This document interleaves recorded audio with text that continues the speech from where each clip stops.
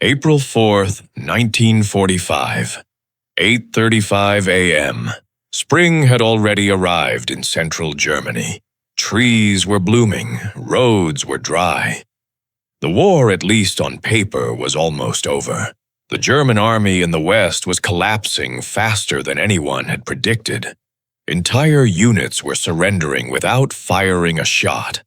American armored columns were advancing so quickly that maps became outdated within hours. This was supposed to be the easy part. The pressure on Allied commanders was no longer about survival. It was about speed. How fast they could move. How much ground they could cover before the Soviet armies reached the same territory from the east. Every hour mattered. Every delay had political consequences. A column of American jeeps rolled down a quiet country road near the town of Gotha. The engines were steady. No resistance, no gunfire. Just the sound of tires on gravel and the low hum of spring insects. Then the lead vehicle slowed, not because of a roadblock, not because of mines, not because of enemy fire, because of the air. The smell arrived first. Thick, heavy, unavoidable. It wasn't the sharp bite of explosives or fuel. It was something deeper, sweeter, rotting. The kind of smell that doesn't belong to battlefields or factories. The kind that settles in the back of the throat and refuses to leave. Soldiers gagged. One leaned out of a jeep and vomited. The column stopped. Inside, a command car riding just behind the lead vehicles sat a general who had seen more death than most men alive. He had walked through fields of burned tanks. He had stepped over bodies in North Africa, Sicily, and France. War had never made him flinch, but this did. He lowered the window slightly, testing the air as if hoping it was a mistake. A glue factory, maybe. A chemical plant. Dead horses. Something explainable. Something ordinary in war. He called an officer forward. "What is that smell?" he asked. The answer didn't come right away. Minutes passed, then longer. The pressure grew not from enemy contact, but from uncertainty. In war, uncertainty is poison. Commanders are trained to move through fire, not confusion. A jeep finally returned at high speed. The officer inside didn't salute immediately. His face had gone pale. His hands were shaking. "General," he said, struggling to keep his voice steady. "You need to see this." The road continued past the trees, past the farms, toward a fenced compound barely visible from the main route. No artillery craters, no defensive positions, just barbed wire, guard towers, and silence. At 9:12 a.m., the general stepped out of his vehicle. He carried no rifle, no map, only a riding crop in one hand, his helmet immaculate, his posture rigid by habit more than confidence. Inside the compound, the war changed shape. This was not a battlefield. There were no trenches, no formations, no opposing force. There were bodies instead, stacked, thin, unmoving. Human forms reduced to units of disposal. Men in striped clothing stood nearby, or what was left of men. Some weighed less than 100 pounds. Some could not stand at all. They did not cheer. They did not wave. They reached out, touching the white star painted on American armor, as if needing proof that what they were seeing was real. The general walked forward, slower now. Behind a small shed out of sight of his staff, he bent over and vomited. This was not weakness. It was rupture. When he straightened, something had changed. The urgency he carried was no longer about speed or territory. It was about responsibility. Not military responsibility, moral responsibility, the kind that no doctrine prepares you for. He looked past the wire toward the nearby town. Clean streets, flower boxes in windows, church spires untouched by bombing. A place where life had continued orderly and intact just a few miles from this. Someone nearby spoke softly. "They say the civilians didn't know, sir." The general did not answer immediately. He stared back at the town, at the houses, at the distance between comfort and horror, at the systems that allowed one to exist beside the other without collision. War had rules. Occupation had rules. Civilians were not to be touched. Commanders were not judges. But standing there breathing that air, those rules felt dangerously thin. At 9:24 a.m., he turned to his military police officer. "Bring the town here," he said. The officer hesitated. "Sir, bring the mayor, bring his wife, bring the doctors, the bakers, every leading citizen. Use trucks, use bayonets if you have to." This was not written in any manual. It was not approved by any superior, and it could not be undone once begun. The vehicles turned back toward the town. The war, it seemed, was about to take a turn no one had planned for. 9:41 a.m. The order moved faster than paperwork ever could. Military police units turned their vehicles away from the camp and headed straight toward the town. No written command followed them. No signature, no stamp. Just a sentence spoken once, clearly, and carried forward by rank and urgency. Inside the chain of command, hesitation spread immediately. Officers understood what this was not. It was not an arrest. It was not an interrogation. It was not a security operation. There were no enemy uniforms involved, no weapons to confiscate, no sabotage to prevent. This was something else. A captain riding in one of the trucks glanced at the men beside him. They were trained for checkpoints, prisoners of war. Crowd control. None of their manuals mentioned forcing civilians to confront death. "What exactly are we doing?" one of them asked. No one answered. The trucks entered the town just before 10 o'clock a.m. It was quiet. Too quiet for a place about to be dragged into history. Shops were open. Windows were clean. Curtains moved slightly as people watched the vehicles roll past. American trucks not firing, not stopping, not explaining. The first door they knocked on belonged to the Burgermeister. The mayor was not hiding. He did not run. He opened the door himself, dressed neatly. His expression caught between confusion and irritation. He spoke calmly, asking for an explanation, assuming there had been a mistake. There was none. He was told to bring his wife. He was told to gather the town's leading citizens. Doctors, bankers, teachers. The men who kept records. The women who organized committees. The people who made the town function. The word camp was not used. At first, resistance was verbal. Questions, protests, statements repeated with growing insistence.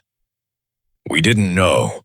There must be some misunderstanding. This is unnecessary." The military police did not argue. They did not explain. They followed the order exactly as given. By 10:20 a.m., trucks began loading. Men in suits climbed aboard. Women clutched handbags. Some complained loudly. Others laughed nervously, convinced this would end as soon as it began. A few looked offended, as if their dignity had been insulted by mere association with soldiers. They did not look afraid yet. Back at the camp, the general stood near the fence line watching the road. His staff waited at a distance. No one approached him. No one suggested alternatives. Several officers were deeply uncomfortable. This was not how victory was supposed to look. The doctrine of occupation emphasized restraint, winning hearts, stabilizing populations, preventing chaos in the final days of the war. Every instinct drilled into Allied command argued against what was unfolding. This was force without enemy contact, authority without legal cover. A provost marshal quietly reminded another officer that civilians could not be punished collectively, that there would be questions later, investigations, congressional inquiries, headlines. The general did not respond. He understood the risk.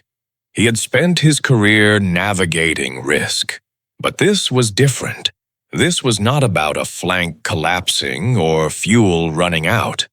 This was about something that would follow him long after the war ended. At 10:53 a.m., the first trucks returned. They stopped just outside the wire. The civilians stepped down slowly now. The smell hit them immediately. Conversation stopped mid-sentence. Handkerchiefs came out. Some covered their mouths, others their noses. One woman recoiled, taking a step backward before a rifle butt nudged her forward again.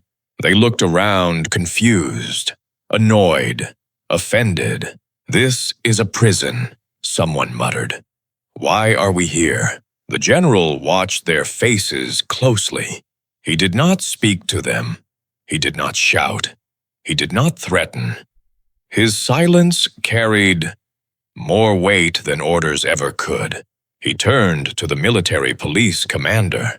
"March them through," he said. "Do not let them look away." There was a pause, and if they refuse, the commander asked. The general touched the ivory handle of his revolver, not drawing it, just letting the gesture exist long enough to be understood. "They won't." At 11:06 a.m., the gates opened. The first group stepped inside. They were still arguing, still indignant, still certain this was some grotesque misunderstanding that would be corrected once the right words were exchanged. None of them had seen what waited beyond the first building. None of them yet understood that denial was no longer an option, and no one on either side of the wire could stop what was about to happen. 11:14 a.m.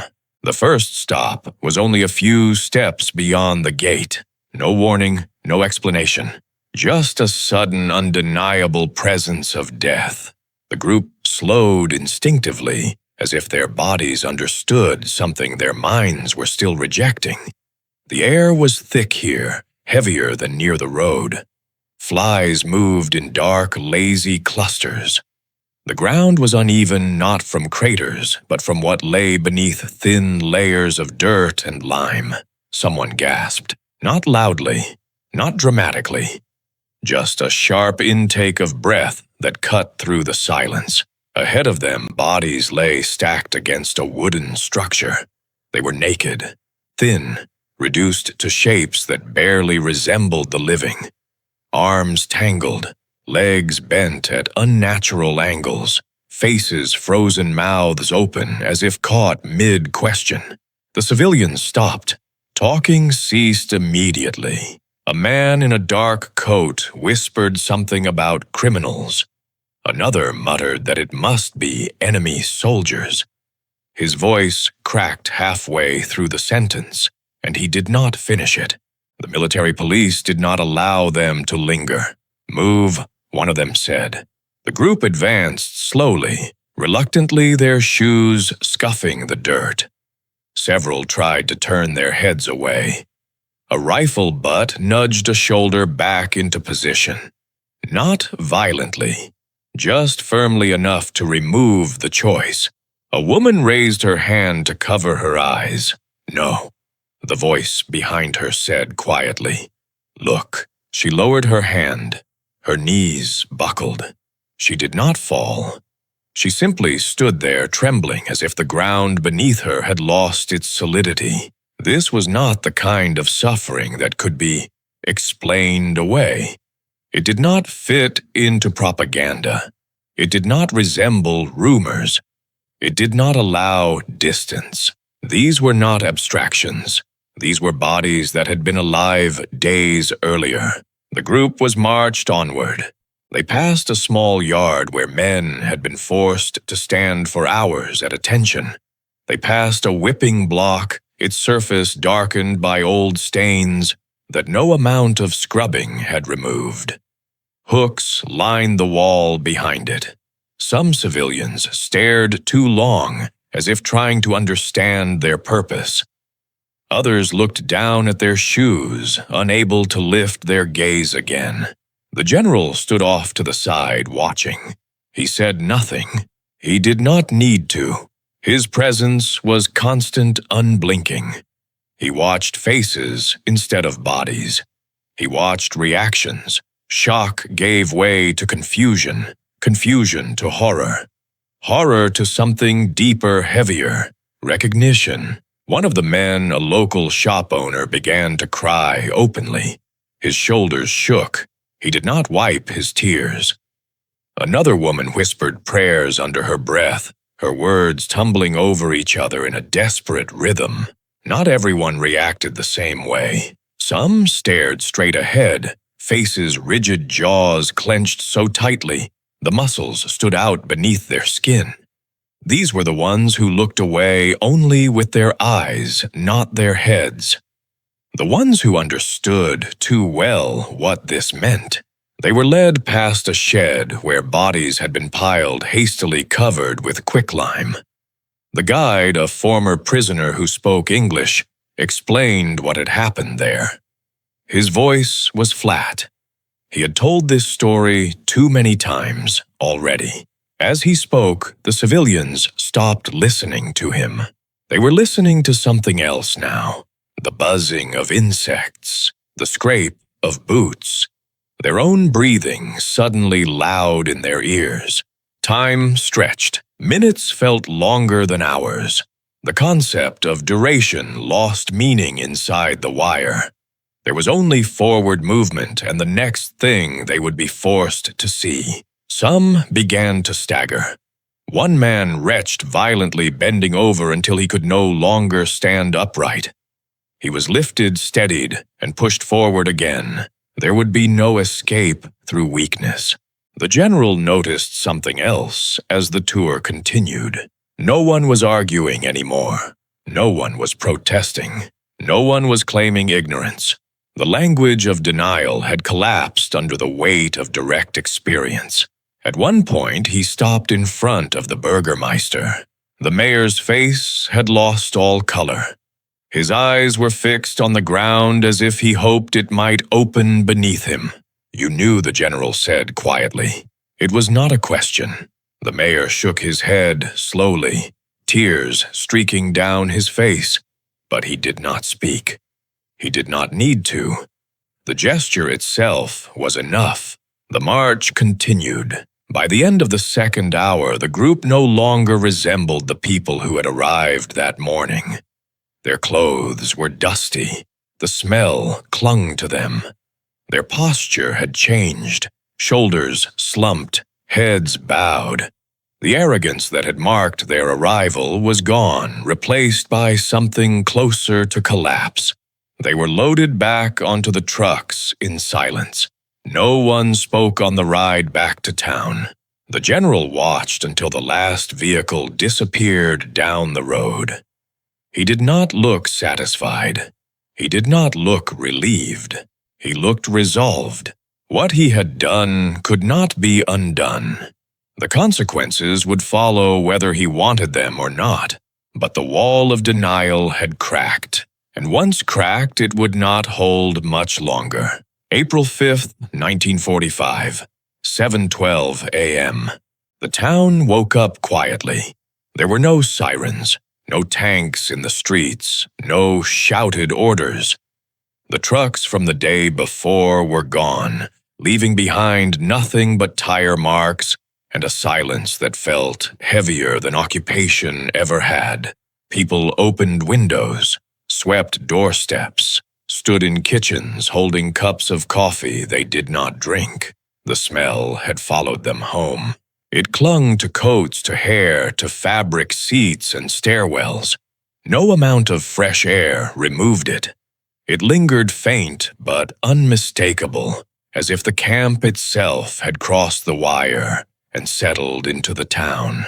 Inside the Burgermeister's house, the curtains remained closed.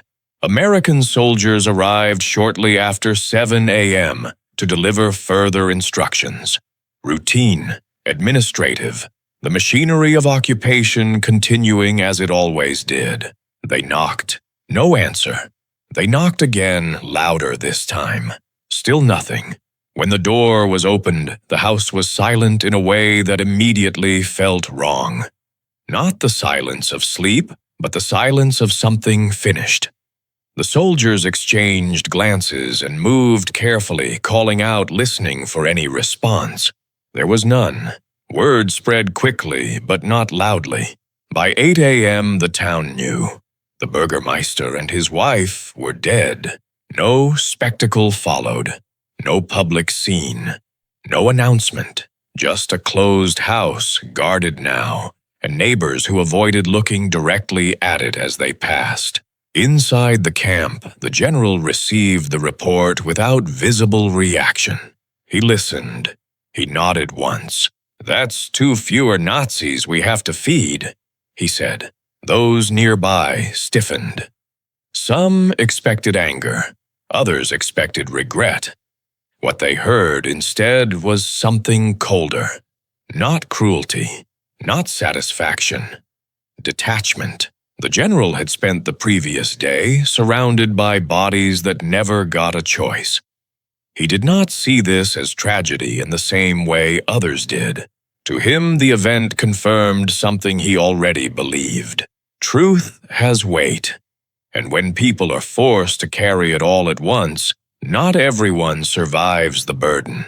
News of what happened moved up the chain of command quickly, faster than reports usually did. Officers who had questioned the legality of the order now questioned its consequences. Had the general gone too far? Had he crossed a line that could not be uncrossed? One commander warned quietly that this would reach higher levels, that Washington would not ignore civilian deaths under American supervision, that the press eventually would ask questions. The general did not respond. He was no longer thinking about the town. He was thinking about something larger. Later that morning, another senior officer arrived at the camp. He walked the same path, saw the same things, stood in the same places. His reaction was different, but the result was the same. Shock, silence, resolve. He understood immediately what this meant beyond one general, one town, one camp. This could not be allowed to fade into rumor. By noon, a new order was circulating through nearby units. Bring cameras, bring reporters, document everything. Everybody, every building, every survivor. Soldiers who had been fighting for months were now being told to witness, to walk through the camp, to see what had been hidden behind barbed wire and denial. Thousands of them. The purpose was not punishment. It was permanence. The senior officer explained it simply to his staff. One day, he said someone will claim this never happened. He would not allow that day to come easily. Back in the town, life did not return to normal. Shops stayed open, but customers were few. Conversations stopped when American vehicles passed. People avoided eye contact with one another, unsure who had known what unsure who had chosen not to ask. The war was nearly over, but something else had begun. Not a battle, not an occupation, an accounting. And once begun, it would not be limited to this town or this camp or this general. It would spread. April 5th, 1945, 2:40 p.m. The camp did not close after the trucks left. It expanded. Borders moved outward in widening circles. Units rotating off the line were redirected. Drivers changed routes. Infantry companies were told to stand down from patrols, and report to a place no one had planned to see. They arrived in groups, some curious, some irritated, some exhausted and indifferent after months of combat. They were not briefed. They did not need to be. The first soldiers through the gate slowed instinctively, as if stepping onto ground that resisted their weight. Helmets came off without instruction. Cigarettes were forgotten, half-lit between fingers. Conversations died where they stood. A sergeant who had crossed the Rhine under fire whispered, "Good God," and did not say another word. This was not combat shock. There was no adrenaline here, no fear of being shot. There was only recognition. Men who had killed before, who had watched friends die, found themselves unprepared for what did not fight back. Bodies arranged without dignity, tools designed not for war but for erasure. The quiet efficiency of it all unsettled them more than chaos ever had. They walked slowly. They did not rush. No one had to tell them to look. Some took notes. Others stared too long at one detail, unable to move past it. A few stepped aside, bent over, and were sick. No one mocked them. No one looked away.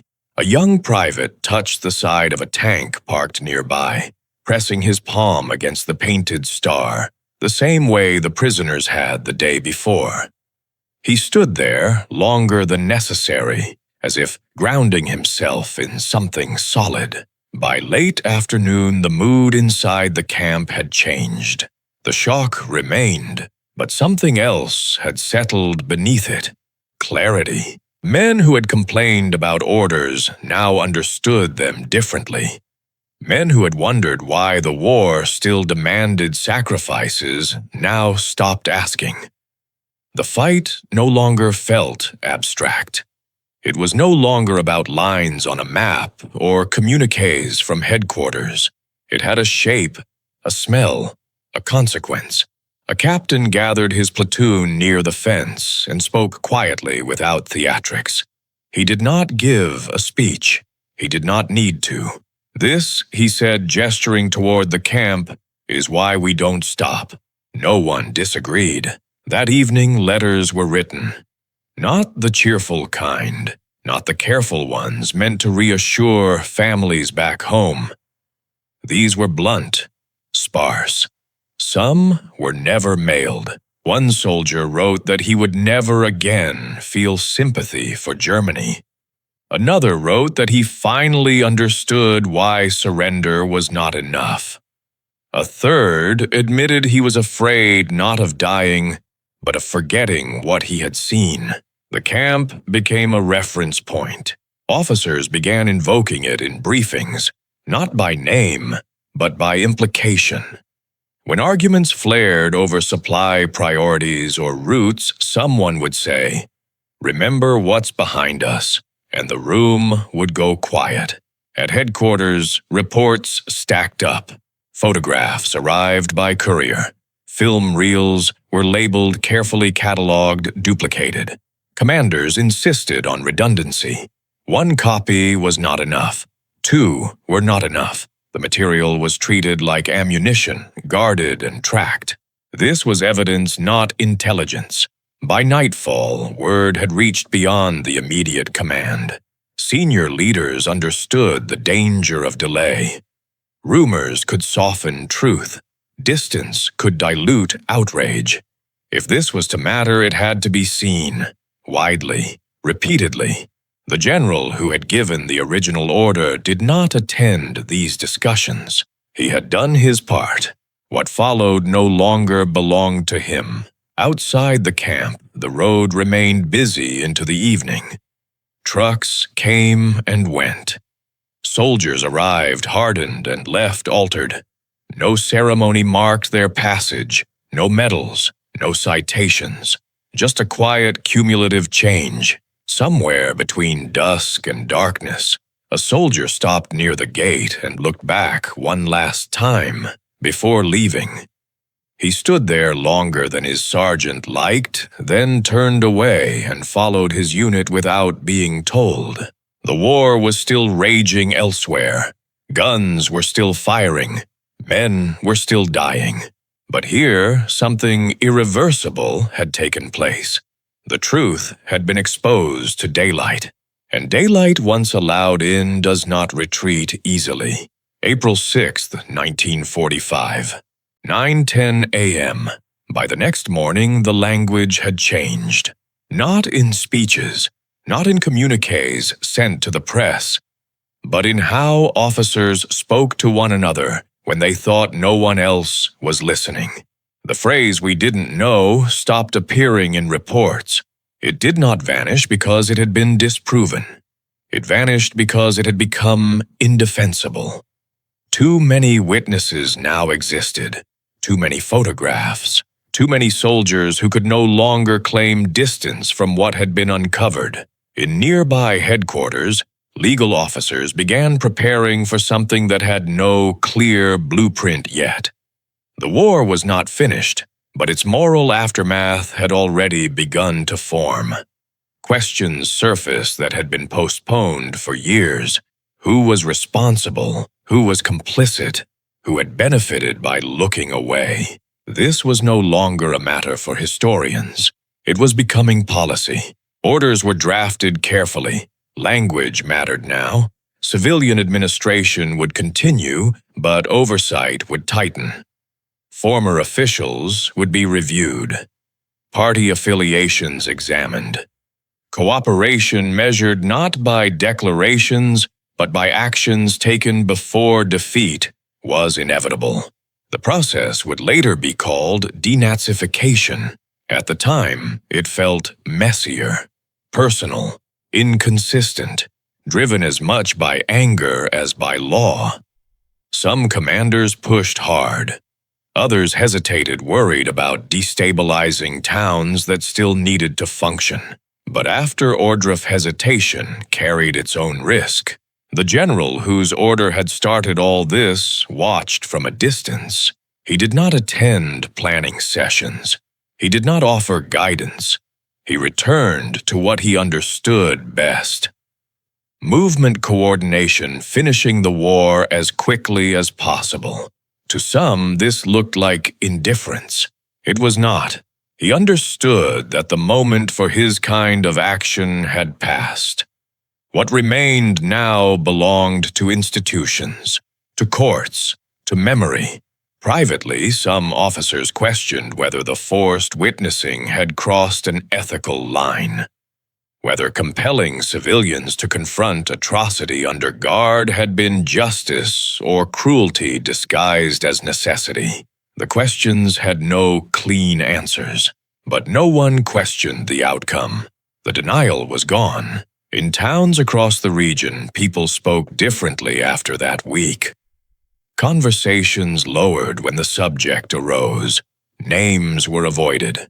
Houses with certain occupants were suddenly less visited. The social order adjusted quietly without formal announcements. Guilt did not distribute evenly. Some felt it deeply. Others rejected it outright. Many tried to bury it under routine, hoping time would smooth the edges. Time did not cooperate. The images continued to circulate. Newspapers carried them. Briefings referenced them. Soldiers went home carrying memories that refused to stay overseas. In the United States, editors debated how much the public should see. Some worried the images would be too much. Others argued that shielding viewers would repeat the very mistake that had allowed the camps to exist. The argument resolved itself slowly, unevenly, but in one direction: exposure. The senior commander who had ordered the documentation understood the risk.